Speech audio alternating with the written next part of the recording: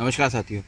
आइए हम आज डिस्कस करते हैं कि हम अनानास से, पाइनएप्पल से इसको उगाएंगे कैसे, बीज कैसे निकालते हैं और इसको उगाएंगे कैसे, इस पे थोड़ा सा डिस्कस करते हैं। आप पाइनएप्पल देख रहे हैं, इसको उगाने के लिए सिर्फ एक तो आप इसको निकाल के लाए हैं जिस पौधे से, वो एज इट इज़ उसकी ब्रांचेज निकल जाएंगी नीचे से, एक या दो एटलीस्ट एक तो रहेगी।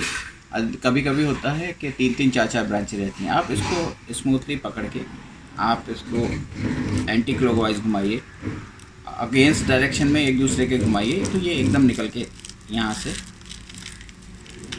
बाहर आ जाएगा। अभी आप इसको पूरा साफ़ कर लीजिए, ये जितनी भी नीचे लीव्स हैं उनको आप साफ़ कर लीजिए, नहीं तो ये उसको इन्फेक्शन क्रिएट करेंगी इसमें और इसको वो उगने नहीं देंगी। ये जो भी रूट निकल के आएंगी यहाँ से निकल के आएंगी। ये इसमें क्योंकि ग्लूकोज़ है, इसमें शक्कर है, ये बहुत मीठा होता है, ये भी आपको निकाल देना है, क्योंकि ग्लूकोज़ और शक्कर ये जहाँ भी ज़्यादा रहेगी तो इन्फेक्शन पैदा करेगी, तो साथ के साथ ये इसको भी सड़ाना शुरू कर देगी। तो पूरा ही पौधा जो भी ये निकल के आने वाला है, ये जड़ें निकलने के पहले सड़ना शुरू हो जाएगा।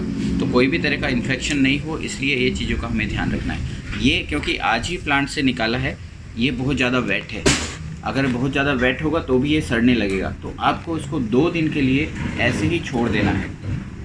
2 दिन छोड़ने के बाद फिर आपको इसको गिलास में, एक कांच के गिलास में डालना है। मैं बताता हूँ किस तरह से आप इसको डालेंगे। ये गिलास है, इसमें आपको सिर्फ इतना पानी लेना है ताकि ये इतना इसमें पानी के अंदर डूब जाए।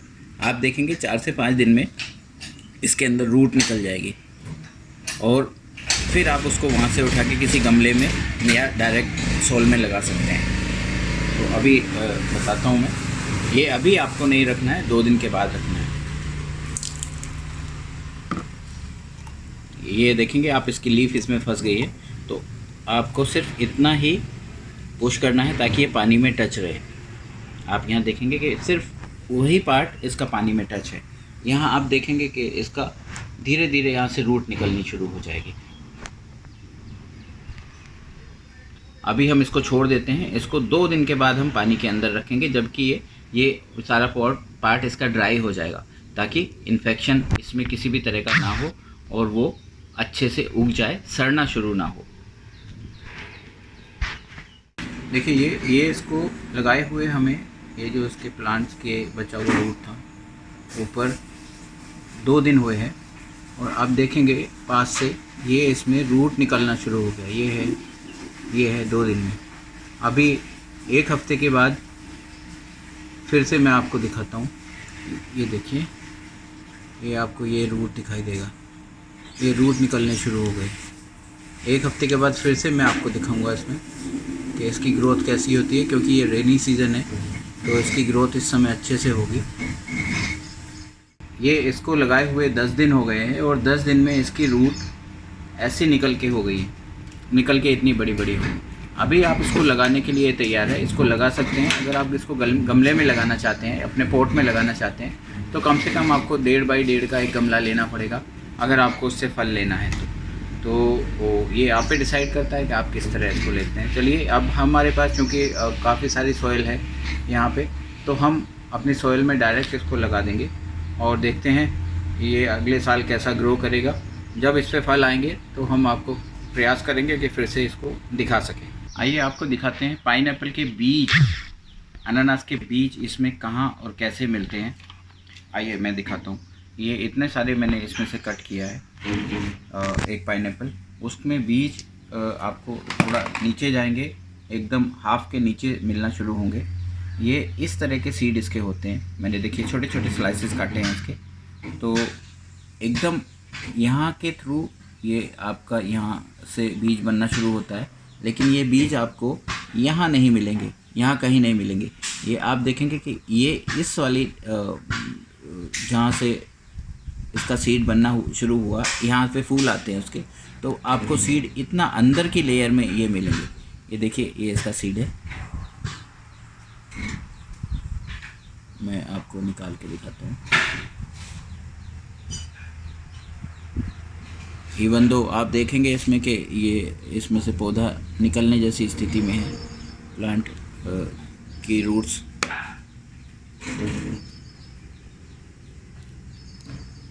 एक ये है, एक सीड ये मुझे दिख रहा है, एक सीड ये है,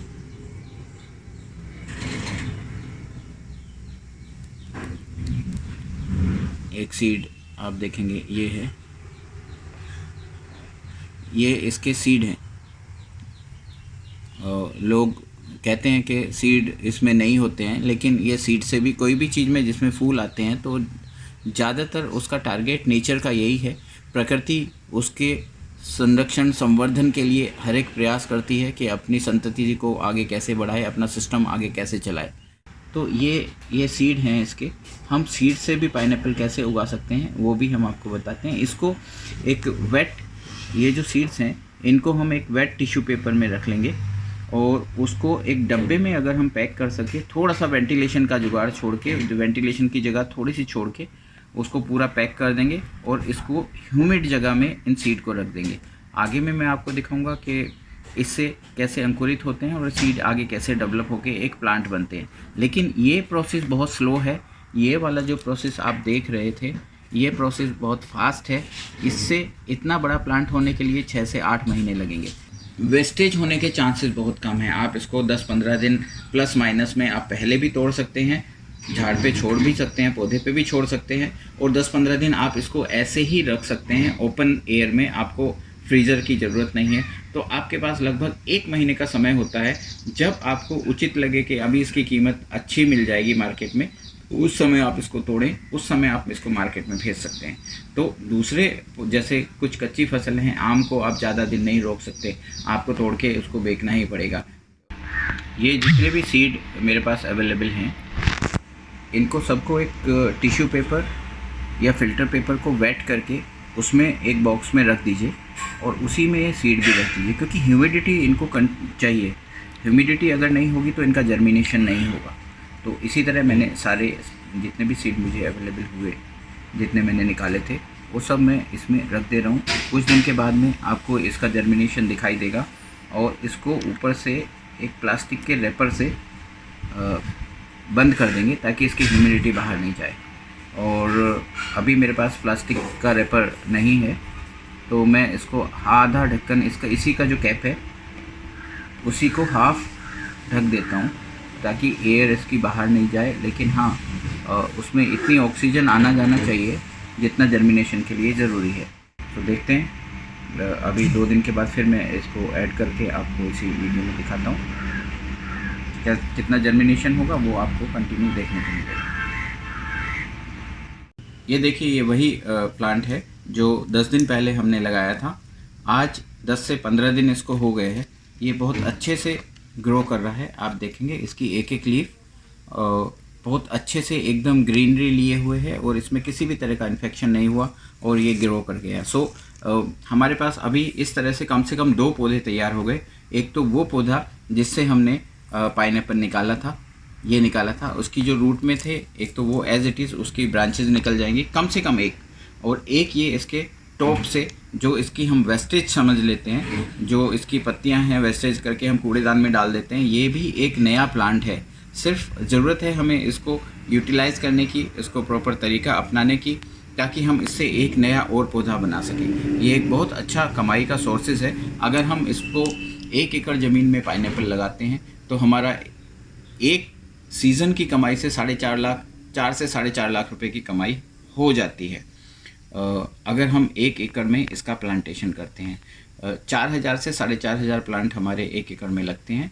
अगर हम मार्केट से ये ख़रीदने जाएंगे तो जो सीड से तैयार किए होते हैं पाइनएप्पल के प्लांट, उसकी कॉस्ट मिनिमम 25 रुपीज़ है और वो बहुत छोटे होते हैं। उसको ग्रो करने में बहुत ज़्यादा टाइम लगता है, जबकि ये ग्रो करने में आप सिर्फ देख रहे हैं 10 से 15 दिन में ये इतना बड़ा प्लांट हो गया। तो इसका ग्रोथ रेशियो सीड की ग्रोथ रेशियो से बहुत ज़्यादा है। इतना बड़ा पौधा 6 से 7 महीने में, अगर हम सीड से उगाते हैं तो 6 से 7 महीने में होगा।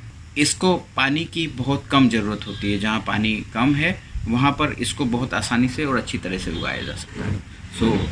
जिन लोगों के पास में कुछ भी ज़मीन है और वो एग्रीकल्चर करते हैं, तो उनके लिए एक बहुत अच्छा मौका है 4-4.5 लाख रुपए महीने कमाने का। अगर हम इसको कैलकुलेट करते हैं पूरे साल भर से, अगर 1 एकड़ ज़मीन में लगाते हैं तो 12 महीने से अगर हम इसको कैलकुलेट करेंगे तो 25 से 30 हज़ार रुपये महीने का आपका एवरेज निकल के आएगा, जो कि अगर हम जॉब करने जाते हैं तो उससे कहीं ज़्यादा है। धन्यवाद। Thank you very much.